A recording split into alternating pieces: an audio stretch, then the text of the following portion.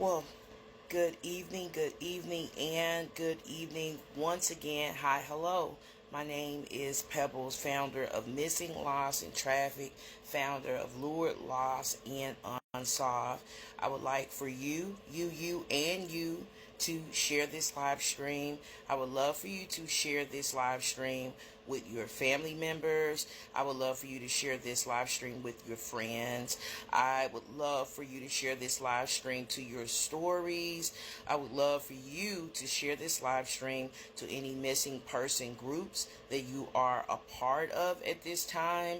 I would love for you to continue sharing this live stream to any child exploitation groups that you are a part of.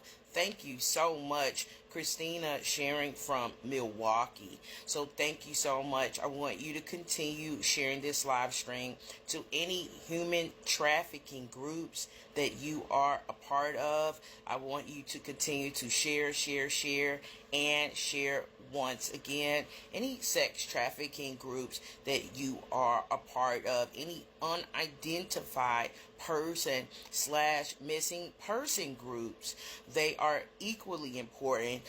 Those groups, they do a lot of work, and they're really beneficial to our communities across the country. I want you to continue sharing this live stream with those groups as well. If you're able to share this live stream to other social media platforms outside of Facebook, we are encouraging you to do so at this time. I have a very special guest that will be joining this live stream in just a few minutes.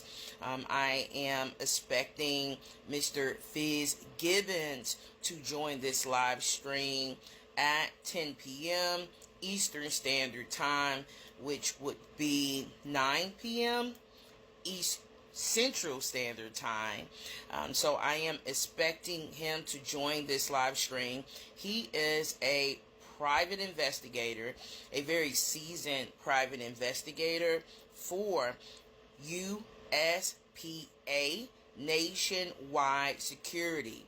He is also a true crime contributor, and he has contributed to multiple syndicated television networks. And I am going to wait until he joins, so I want him to have the opportunity to share a little bit about the television networks he has contributed to. While I wait on him to join this live stream today, I will be asking you all across the country to go ahead and share this live stream as you're coming in, and to let us know where you're sharing this live stream from. If you're sharing from Alabama, let us know that you're here. If you're sharing from Alaska, let us know that you're here. If you are in Arizona, we'd like to know, while I await his arrival to this live broadcast, we'd like to know that you are here. Arkansas, California, Colorado, Connecticut, Delaware, Florida, Georgia, Hawaii, if you're here. Idaho, we'd like to know where you are. Illinois, we like to know. Indiana, we like to know. Iowa, if you're here. Kansas, the state of Kansas, if you are here, go ahead and join this live stream. Let us know that you are here. Mississippi is here. Thank you, Miss Rollins. Mississippi is here. Kentucky, if you are here, I would love for you to join this live stream. Louisiana, thank you. Apple sharing from Indiana. We're over on the East Coast. Maine, Maryland, Massachusetts, if you're here. Kansas is here. Alicia is here. Thank you so much. Michigan, if you're here, we want you to share. Minnesota, Cynthia is sharing. Thank you so much for the love and the stars. Cynthia is sharing from Clarksville, Tennessee. Thank you so much. Michelle is sharing from Gary, Indiana.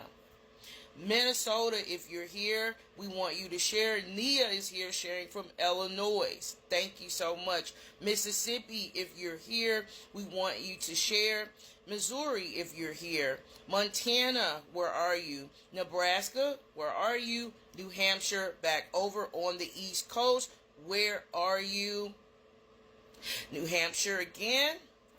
New Jersey, New Mexico, New York, if you're here. Do we have anyone tuning in out of the state of New York? If you're here, we want you to share once again. How about North Carolina, North Dakota, if you're here?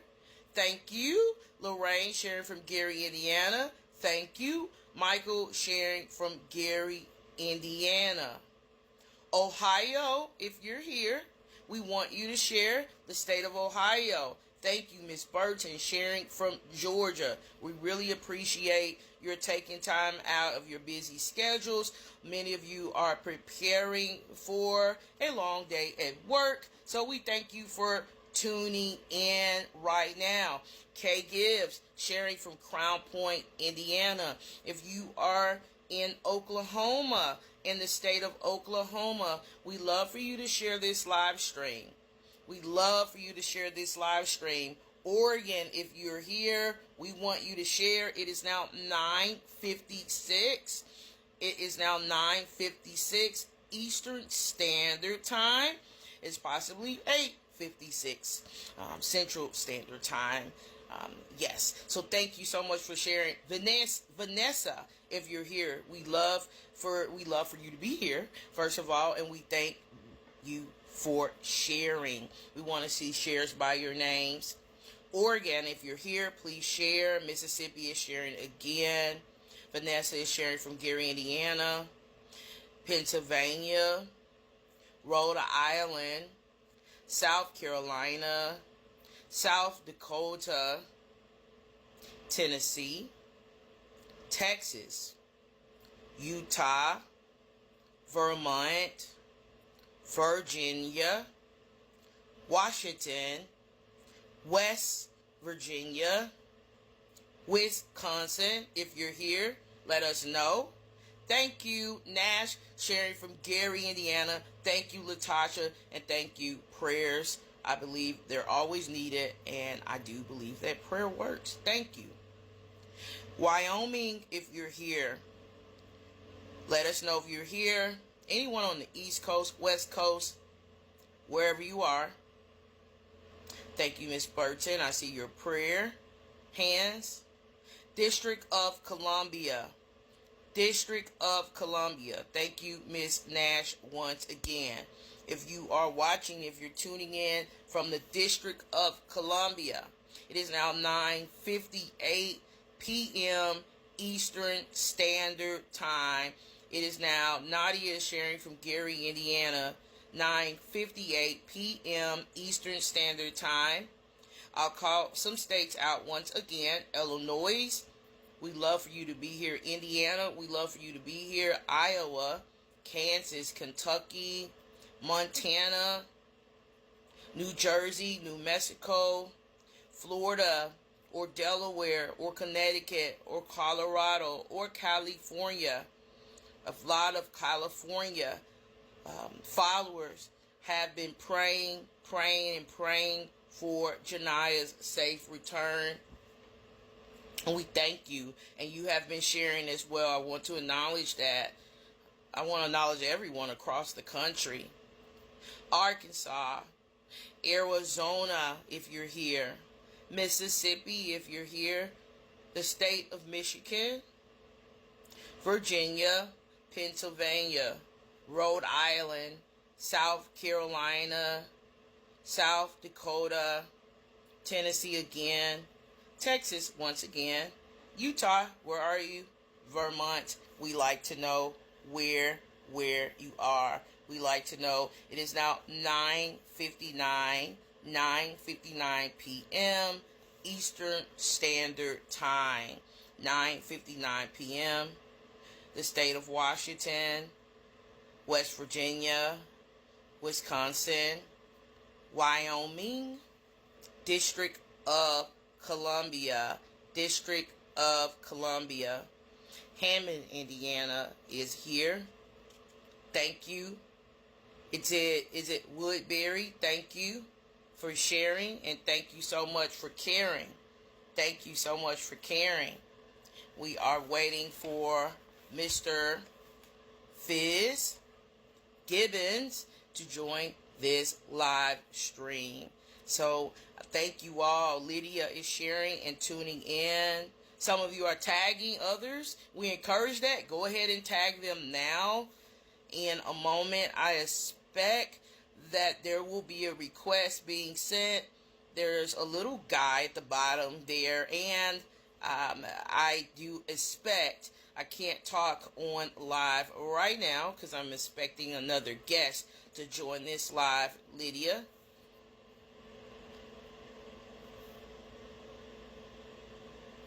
So Mr. Fitzgibbons, thank you. Thank you. The Miss Woodbury, you're welcome. Thank you. And KC for all of your hard work. Thank you. Mr. Collins, he has been advocating and continues to advocate for Ja'Niyah to be found. He continues to advocate for justice. Oh, I see. Mr. Fitzgibbons is here. I'm going to go ahead and accept.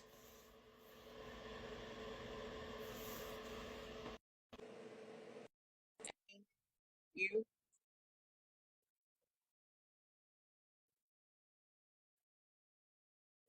adding him to the stream.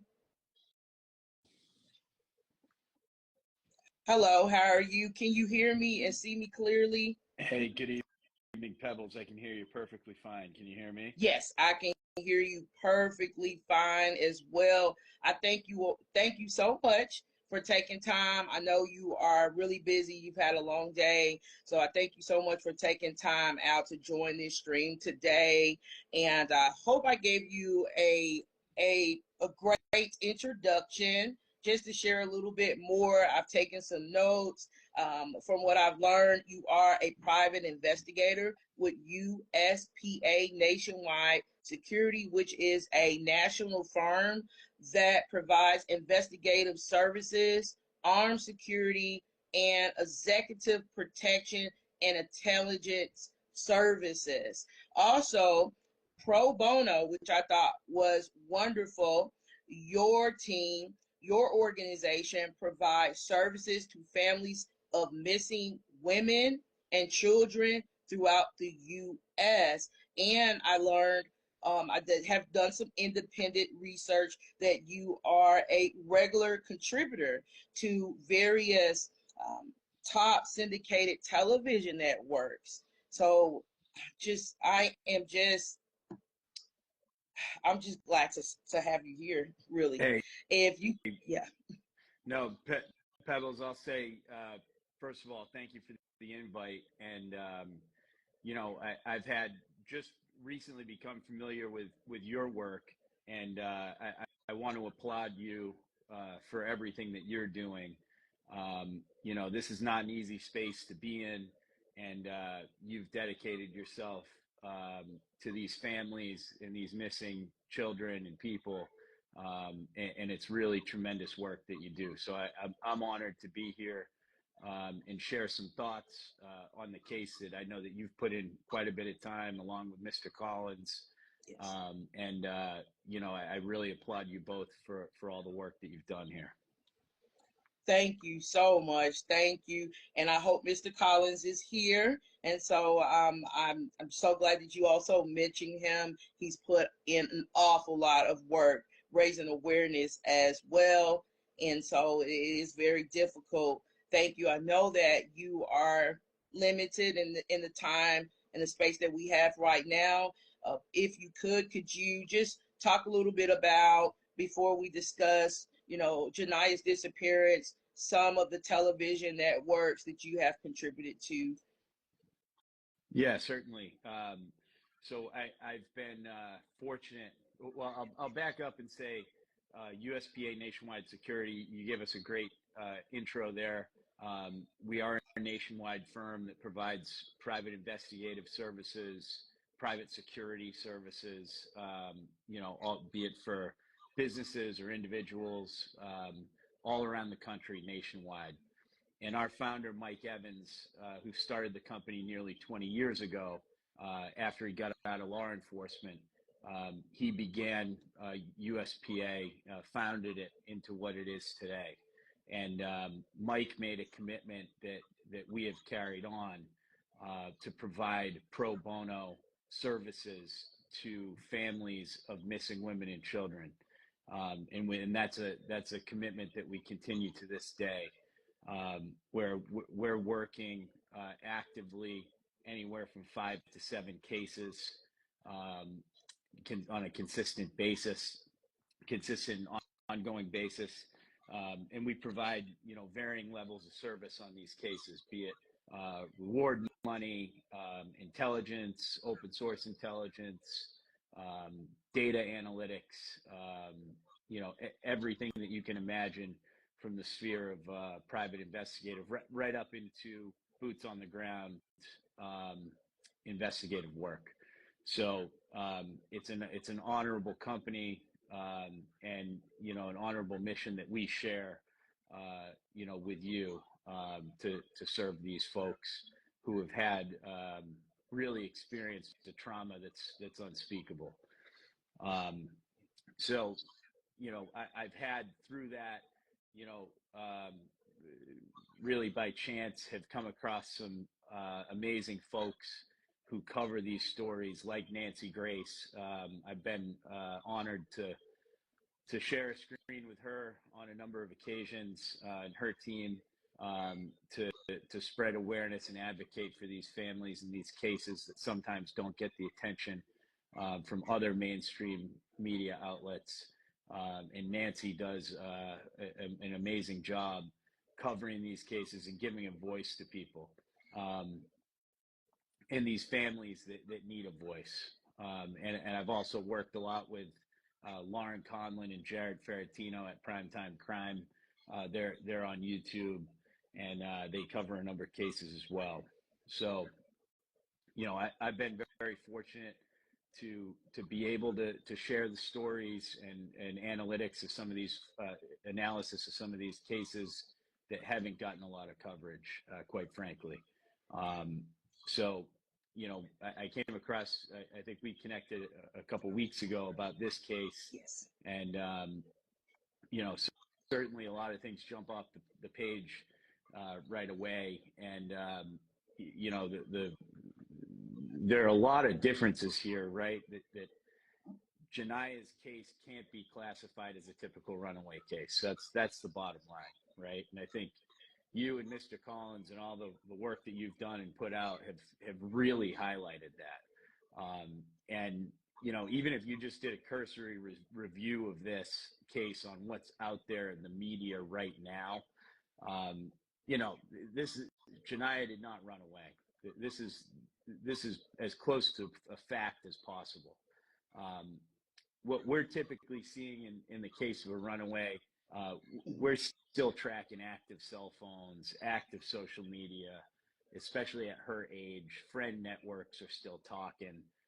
Someone knows where a typical runaway is, right? Yes. I'm not saying that those cases are open and closed. They can present their own certain set of difficulties, mm-hmm. right? And we do deal in runaway cases quite a bit. Excuse me. But this case bears nearly zero resemblance to a typical runaway case. And I'm sure you share that belief as well. Absolutely.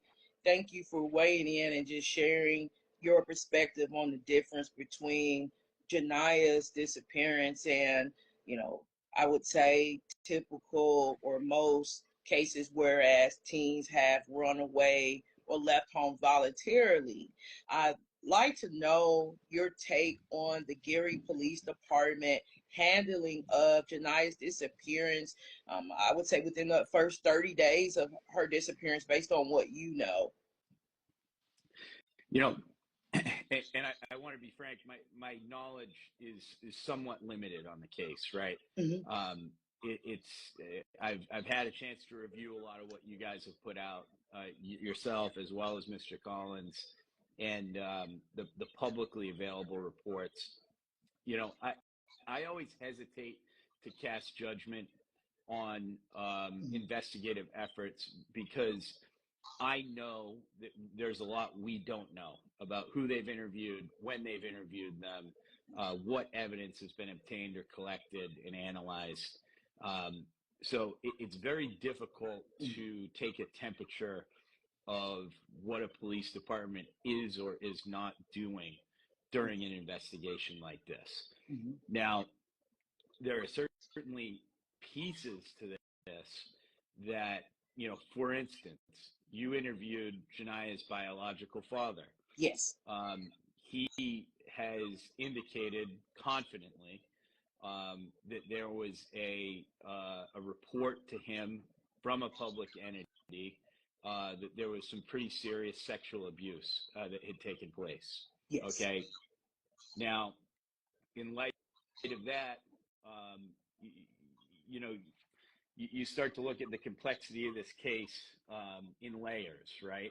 Yes. And that's certainly a layer that says to me, we are not going to know much about what police are doing and when during this case. Now, the concern I have that we talked about was searches, where Yes. these searches have and have not taken place. Mm-hmm. And if there was one thing that I would point out as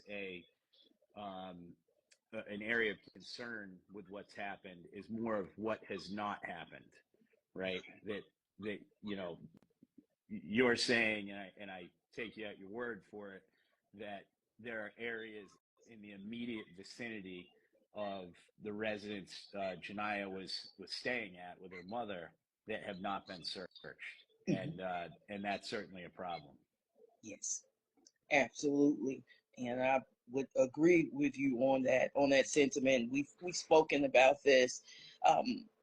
We know that the FBI, in collaboration with the Gary Police Department, executed a search warrant for Ja'Niyah's mother's residence on October 5th.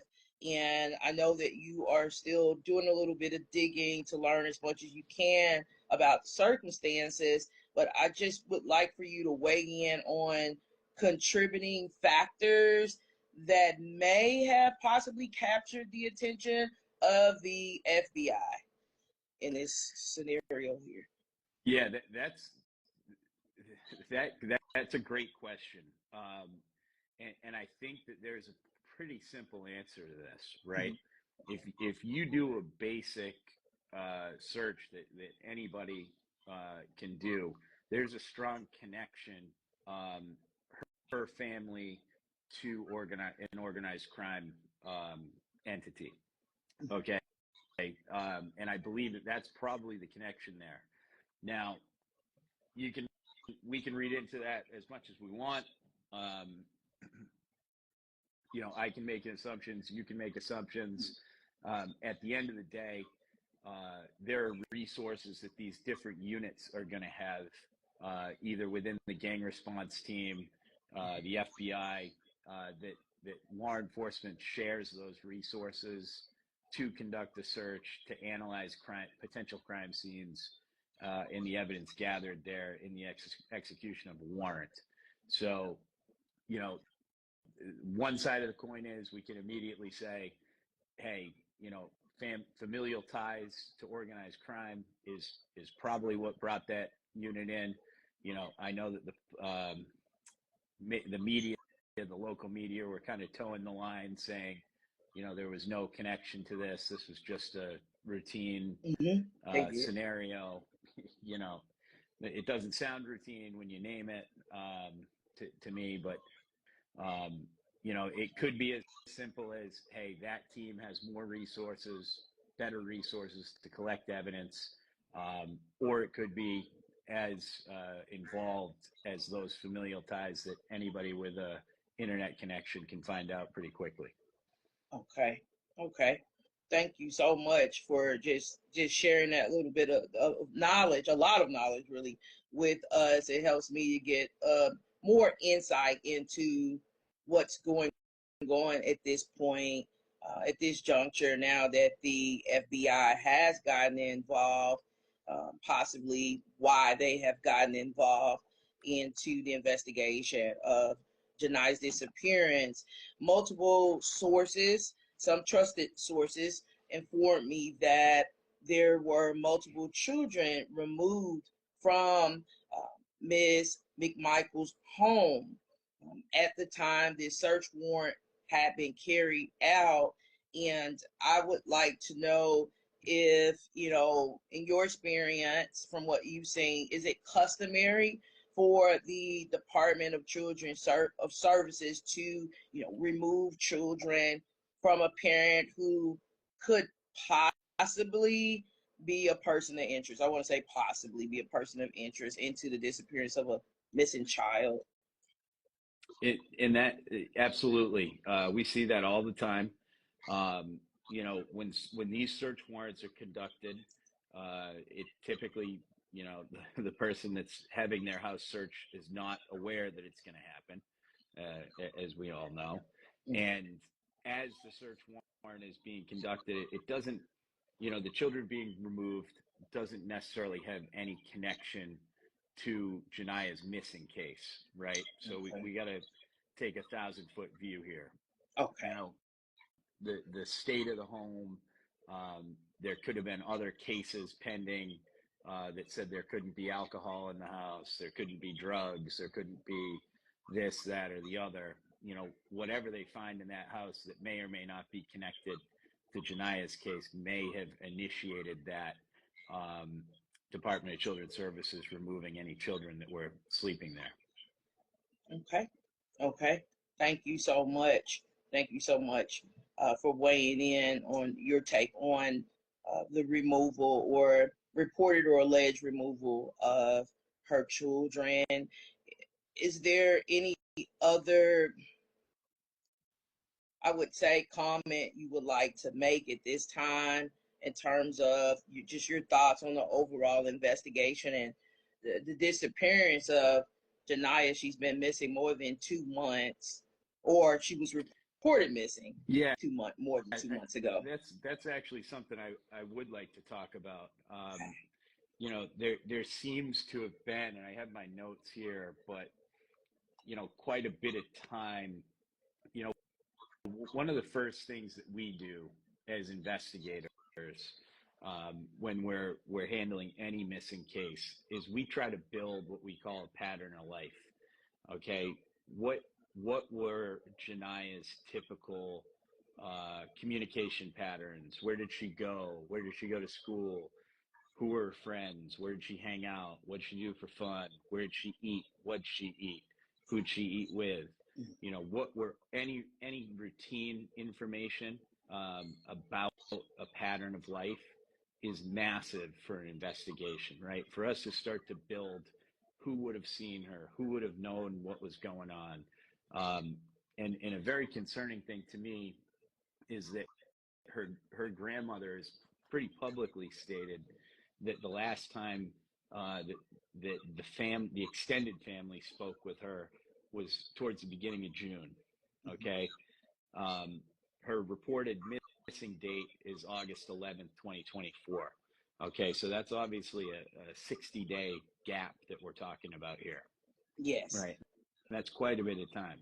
So I haven't seen or heard of anybody saying that they saw Ja'Niyah, interacted with Ja'Niyah, had a Facebook video call with Ja'Niyah between beginning of June and August 11th, right?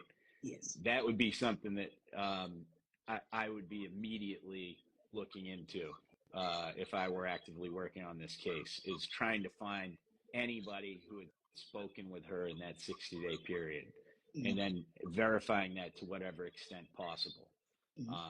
That's a big concern for me. Okay. We're working on a case right now, or have been analyzing a case down in Texas of a missing mother of four who was reported missing after she failed to show up to pick up her children at school. Now, I use the term immovable object.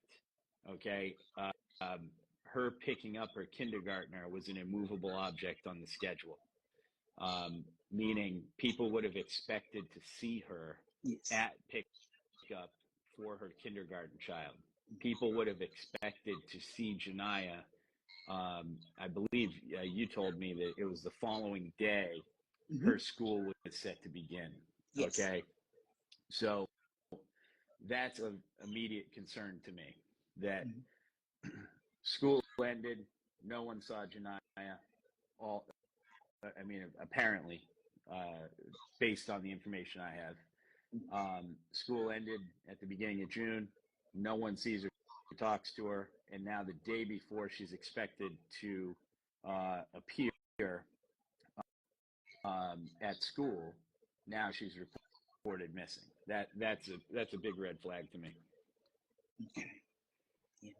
I thought that was one of the biggest red flags. There are a lot of red flags that I've spoken on extensively. So thank you so much, and thank you. I know that your time. You have a restraint on your time, so I definitely thank you so much for taking time out of your busy schedule and joining this live stream. There are viewers who are watching and they would like to know how they can contact USPA, Nationwide Security. They would like to also know how you can be contacted if you have social media platforms you would like viewers to follow at this time.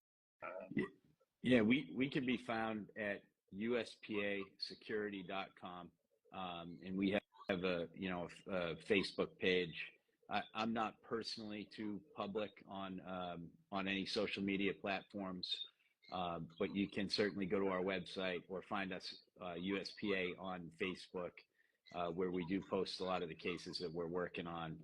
And this is something that I would like to say to both you and Mr. Collins that, whatever we can do from an analytics standpoint, any of the resources that we have, especially technology resources to assist you all, I'm happy to extend that help to you.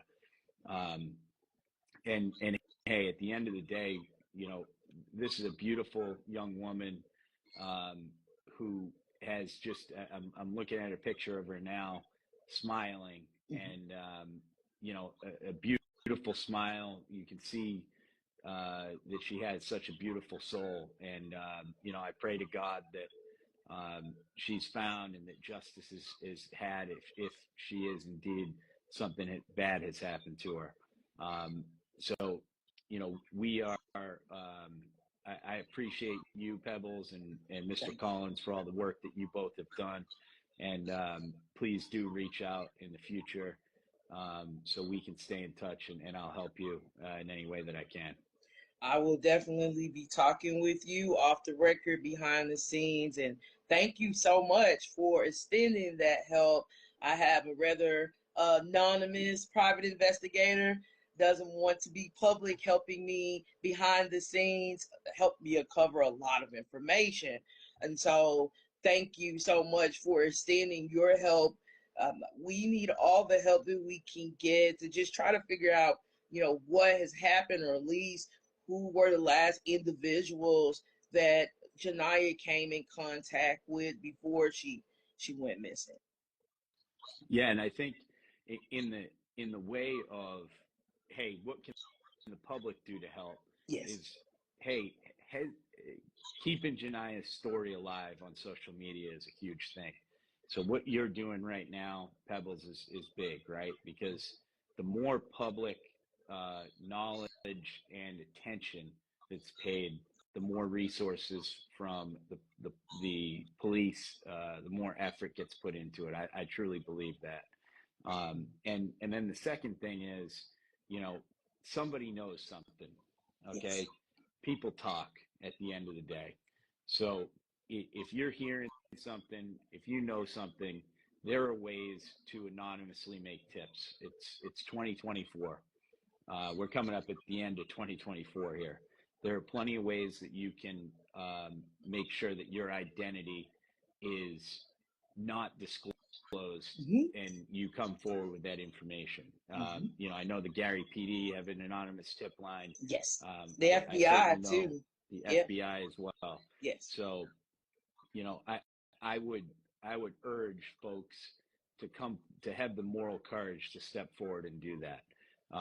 You know, at the risk of whatever they're afraid of finding out, and that could bring justice here in this case.